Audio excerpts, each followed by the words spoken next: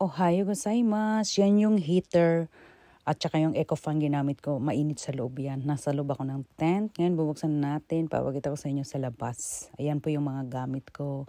Ayan yung car ko. Ayan po yung mga nagka-camp din. Yan yung nakaiting kaibigan ko po din yan.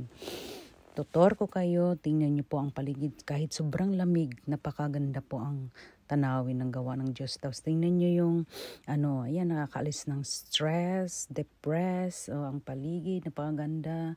Tapos ang ganda ng weather. Tapos tingnan mo po, paligid niya, nakakaalis ng stress-free, depression-free.